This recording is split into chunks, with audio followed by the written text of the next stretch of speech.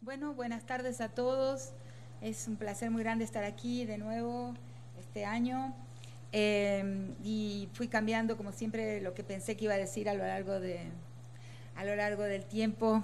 Fui reformulando al escuchar, ¿no? las exposiciones que escuché.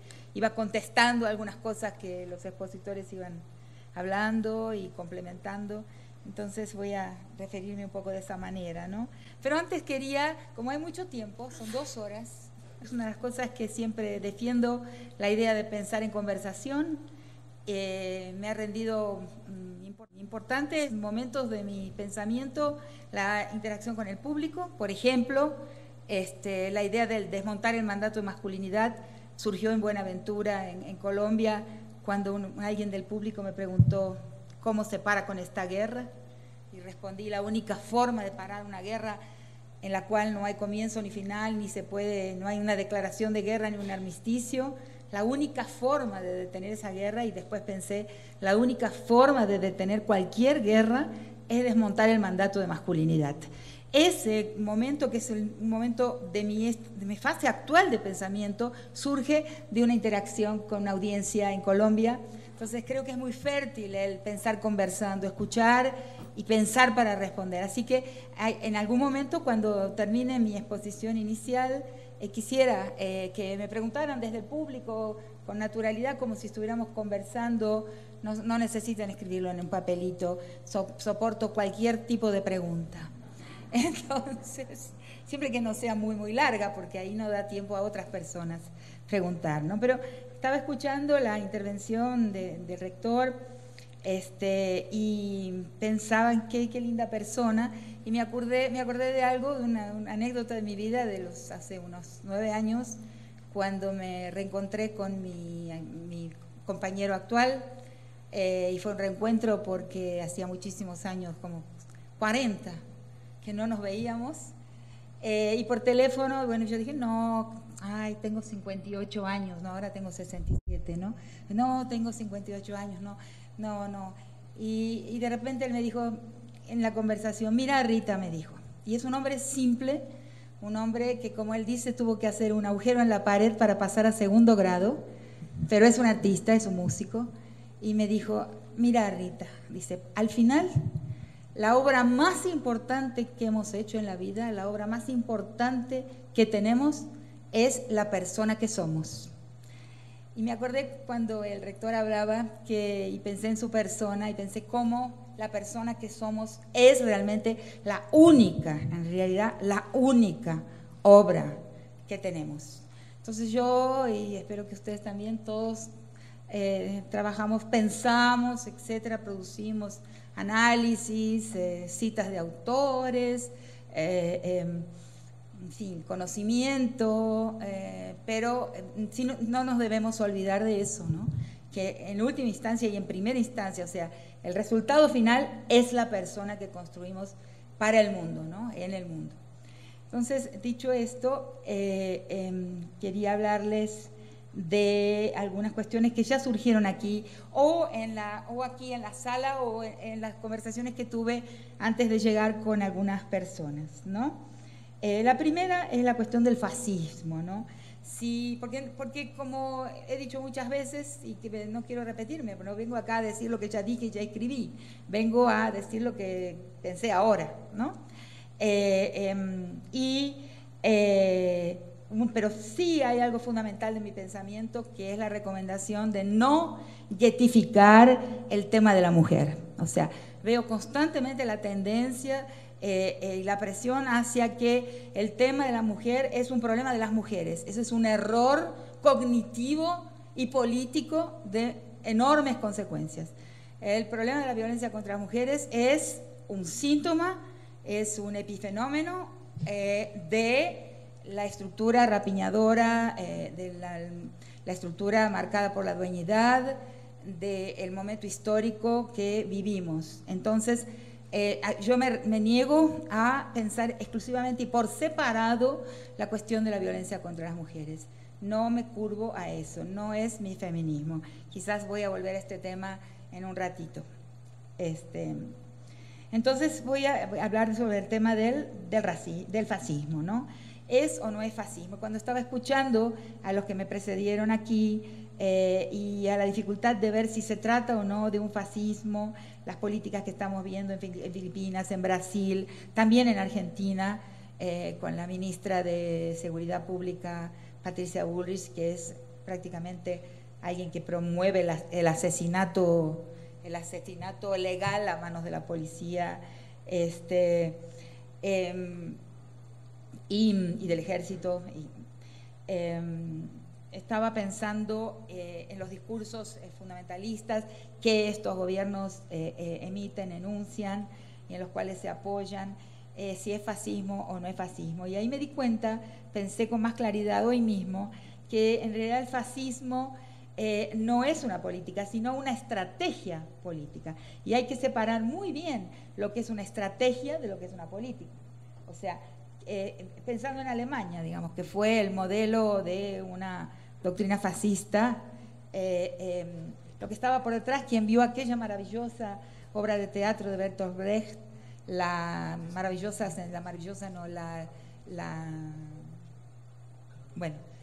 Ascensión de Arturo Huy, que es una obra de teatro que muestra de una forma un poco trágica y cómica al mismo tiempo la gestación del personaje de Hitler y cómo las corporaciones económicas alemanas, las grandes industrias, estuvieron por detrás de la gestación de su liderazgo.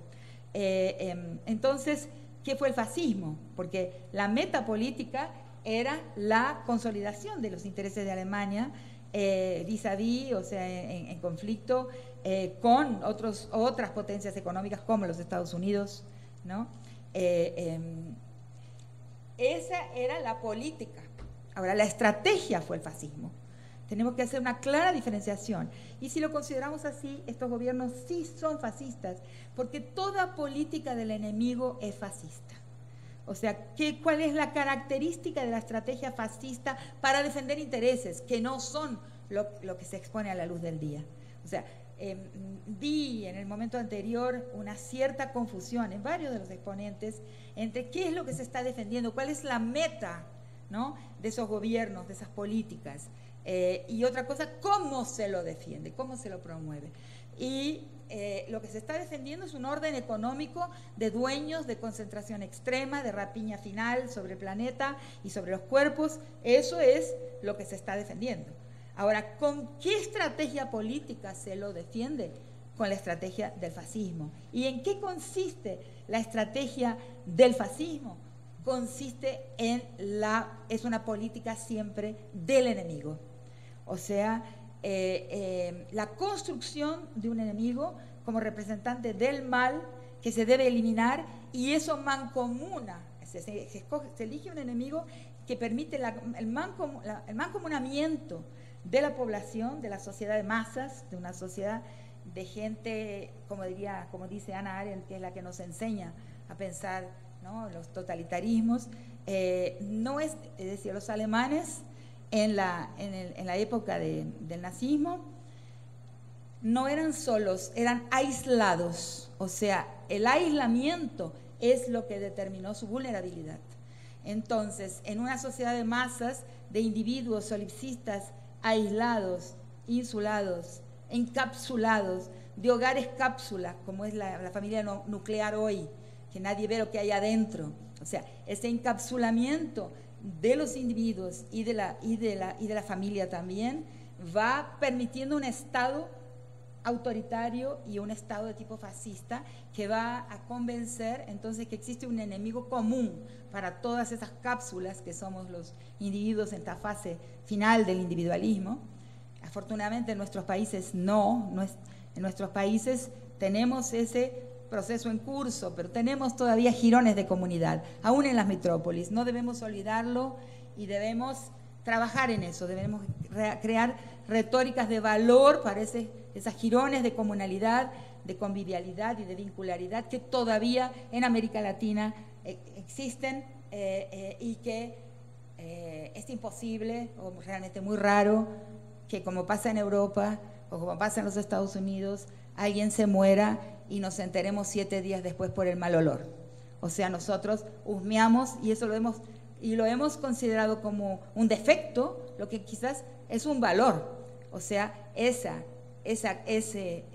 hábito que tenemos de pistear y de espiar en la vida de los otros, ¿sí? Si estamos espiando, ahí no va a haber una muerte, ¿no? Vamos a pasar la voz rápidamente. Tenemos que crear retóricas de valor para lo que hay aquí y que no es lo que hay en el mundo del desarrollo avanzado, ¿no? El desarrollo avanzado del capitalismo, de la vida de las cosas, ha impedido formas de vincularidad que todavía entre nosotros existen y que infelizmente, como dije, las vemos como defectos, ¿no? Eso de saber lo que le pasa al de al lado. Es bueno, hay que practicarlo y hay que crearle una retórica de valor. Entonces, como decía, el fascismo es todo tipo de estrategia política que construye la existencia de un enemigo para mancomunar la voluntad colectiva.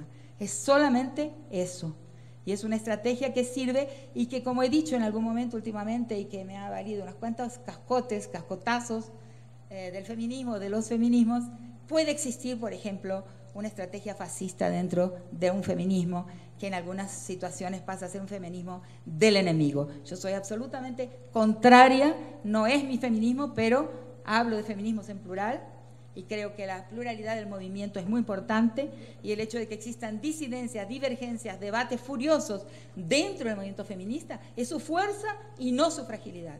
Si estuviéramos todas de acuerdo sería un movimiento vacío, vacío de dramaticidad y vacío de intensidad.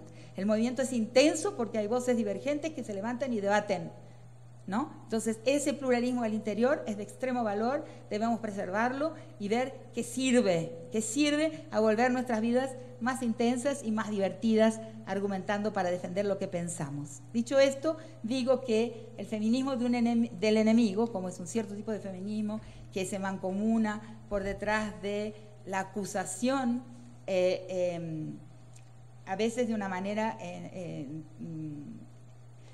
espontaneísta, a la que he llamado linchamientos morales o la guillotina moral, y ahí digo, como muchas veces, en que no nos olvidemos de que la Revolución Francesa se guillotinó a sí misma y que esa guillotina moral es el linchamiento fácil a veces de un enemigo que mancomuna a las chicas, que nos mancomuna a todas, ¿no?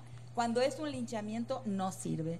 Cuando es justicia popular, cuando es justo proceso, o sea, cuando hay tiempo para el debate y cuando hay garantía de que la existencia de voces disidentes, aunque sea un juicio popular, es un justo proceso. No hay justo proceso si no pueden existir voces disidentes, divergentes en su interior. Entonces, a la luz, digamos, de los procesos de la historia de mi país, de la historia reciente de Argentina, hago una diferencia, por ejemplo, entre escraches, que fueron los que, como en el periodo en que no se... ¿Entienden cómo voy siguiendo, no? Le estoy hablando de los fascismos. Y estoy diciendo que es posible, inclusive, tener cierta pulsión fascista, inclusive al interior del movimiento feminista, ¿no? Entonces, estoy diciendo que esa política del enemigo es mala siempre, en cualquier lugar, inclusive dentro de las filas del feminismo, porque puede llevarnos a linchamientos sumarios que...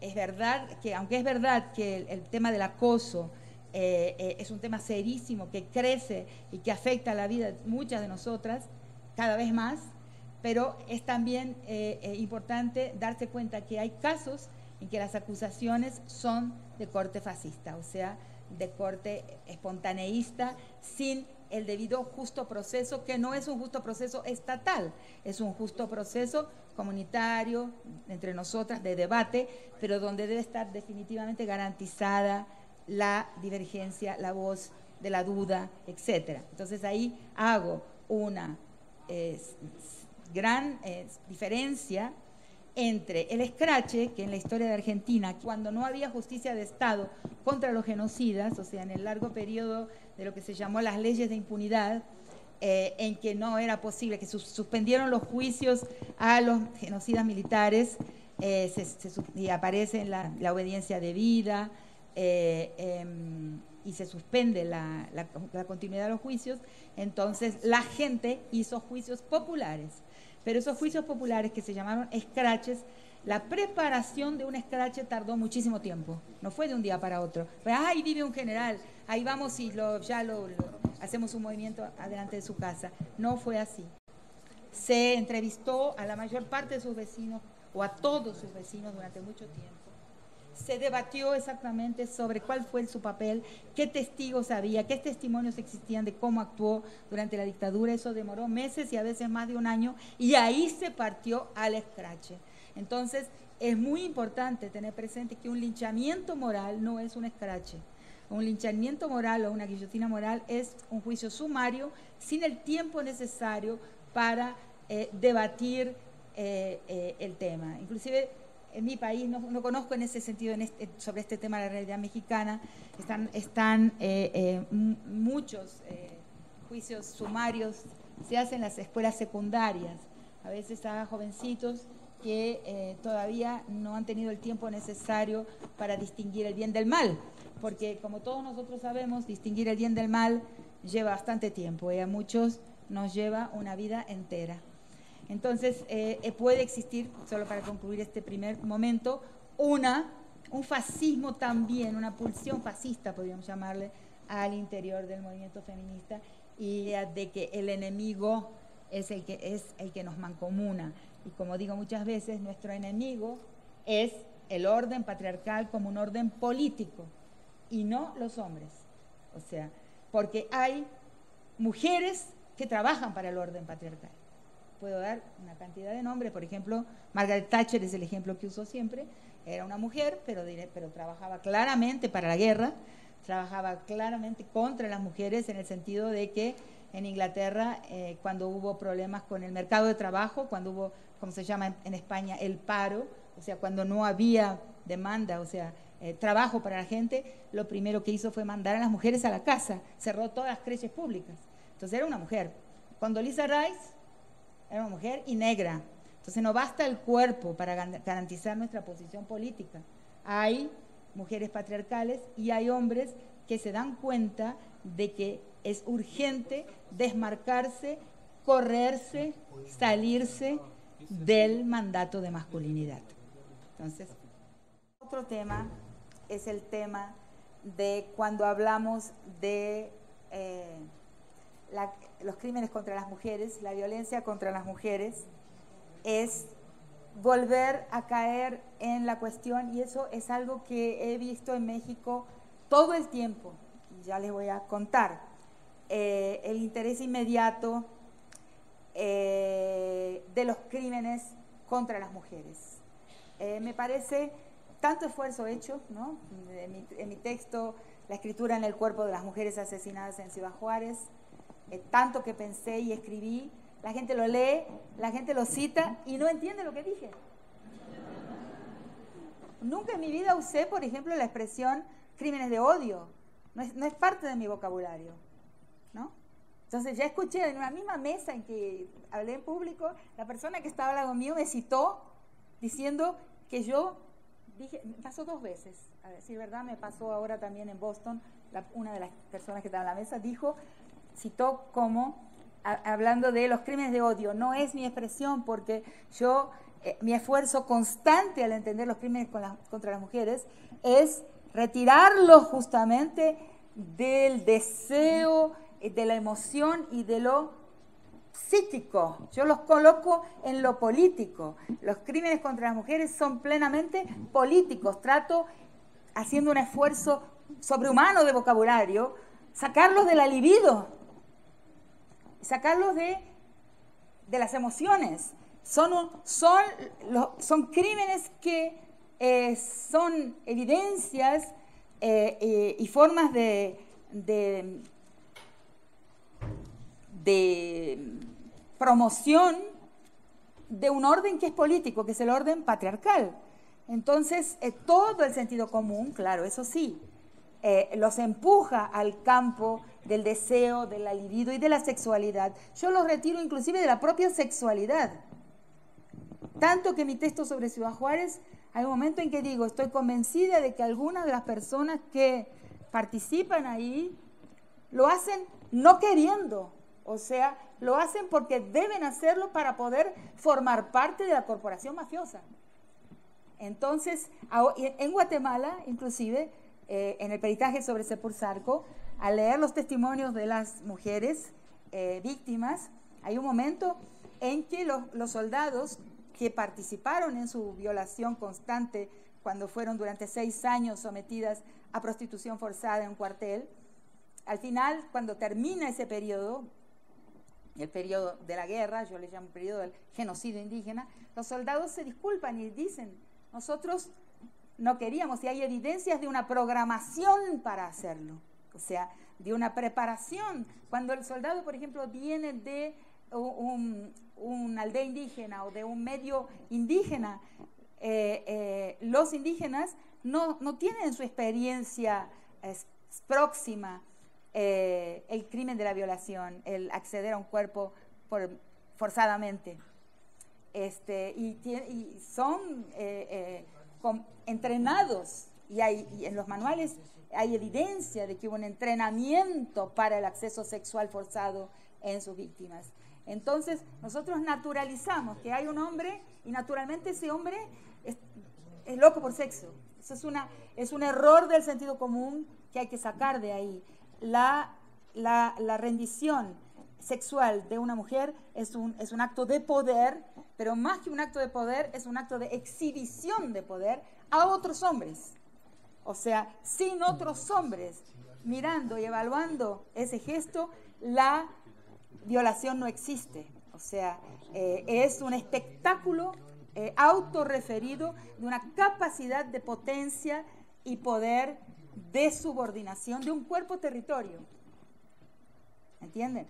Entonces, hoy cuando llegaba, como también anteriormente, digamos unos 3 años atrás, cuando el Tribunal Permanente de los Pueblos hizo su capítulo en México, no sé si lo saben, porque no hubo mucha publicidad, pero hubo un gran tribunal ético internacional del Tribunal Permanente de los Pueblos, que es con sede en Roma, que es la continuación presente del Tribunal Roussel, ¿no? Que se traslada y cambia de nombre para el Tribunal Permanente de los Pueblos, y que realiza juicios éticos en muchos países. Vino a México y realizó un capítulo mexicano que no tuvo difusión en México, fue realmente casi que escondido por los medios. Y habló del maíz, de la protección al maíz, al genoma del maíz.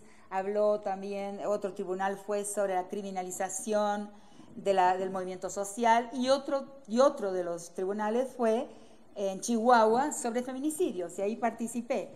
Y quedé muy perturbada, muy triste al percibir que, bueno, primero hoy hay un campo algodonero, ya saben todos aquí que es el campo algodonero, donde fue el juicio en Chile, en Santiago de Chile, de la Corte Interamericana de Derechos Humanos sobre los crímenes del campo algodonero, ¿no? Que fueron los primeros cuerpos, restos de mujeres que se encuentran en el desierto, y llega a juicio en 2009 por la Corte Interamericana.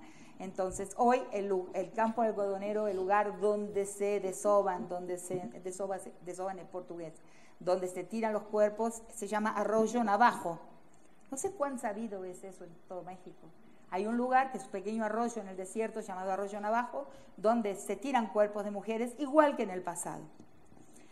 Pero al escuchar el juicio como jueza en el tribunal, empiezo a escuchar a las madres relatando la pérdida de sus hijas. La explicación es la misma que hoy conversaba con una muchacha que está en el público. El mismo argumento, que son crímenes para la trata.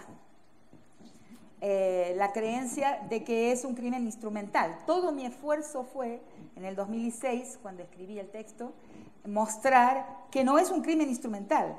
O sea, que, digamos, pongamos como ejemplo los secuestros en el metro en Ciudad de México.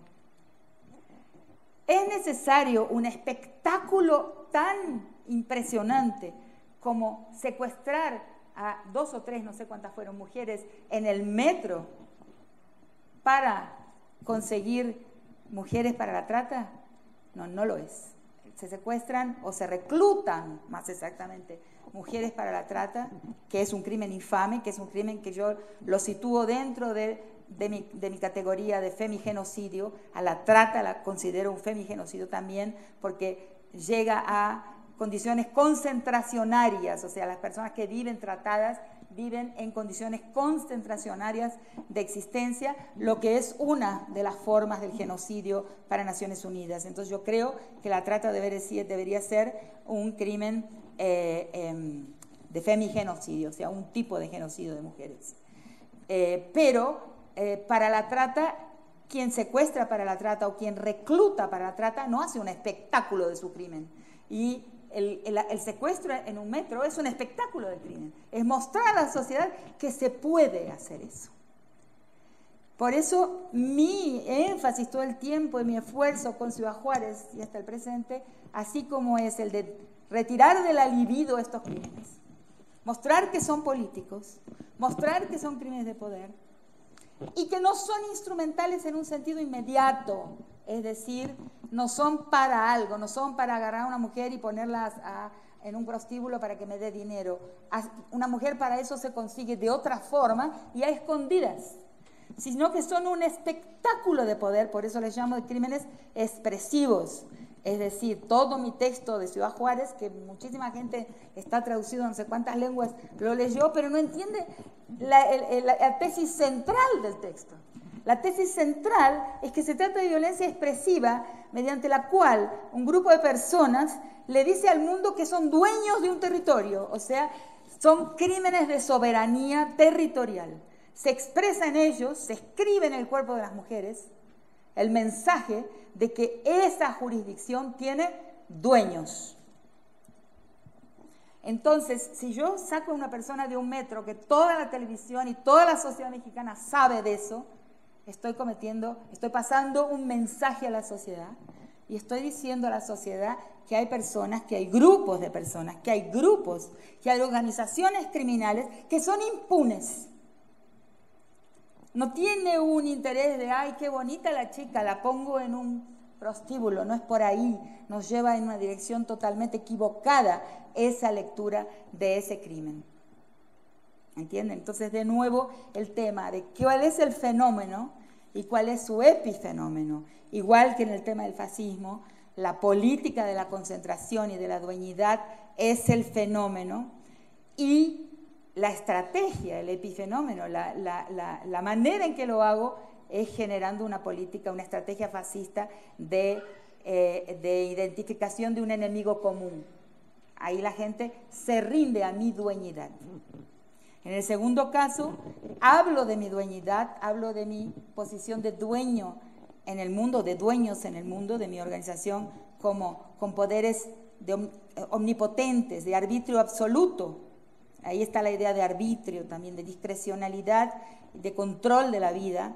Y lo digo al mundo con el cuerpo de las mujeres. ¿Por qué con el cuerpo de las mujeres y no con el cuerpo de los hombres? Puede ser de las mujeres o de los niños. Porque es un cuerpo, entre comillas, en el sentido común, es un cuerpo inocente de la guerra. O sea, no es el enemigo, el soldadito armado de la corporación enemiga, de la mafia enemiga, de la pandilla enemiga. No es el enemigo bélico. La mujer es un sujeto inocente de la guerra. Entonces voy a ejercer mi crueldad sobre alguien que no me ofrece resistencia armada, que no me ofrece un antagonismo bélico. El mensaje de omnipotencia y de arbitrio, ¿qué es arbitrio? De discrecionalidad, de capricho. El mensaje caprichoso se aísla ahí como no puede ser aislado cuando lo ejecuto en el cuerpo de un hombre, porque si lo ejecuto en el cuerpo de un hombre, como era la tradición en todas las organizaciones mafiosas, y hay estudios en Colombia que hablan de esto, la sociedad va a decir, bueno, pero estaba en la guerra, era un enemigo. Si lo hago sobre la mujer, viene una gran perplejidad, que es lo que primero suscitó Ciudad Juárez, viene una gran signo de interrogación, ininteligibilidad y sensación de que hay gente caprichosa que puede hacer lo que se le dé la gana. Entonces, la idea del crimen expresivo es esta. No es para algo, para ganarse una platita, no. Es para mucho más que eso. Es para mucho más que eso. Es para mandar el mensaje de que soy dueño del mundo. ¿Se entiende? Después, si quieren, me preguntan.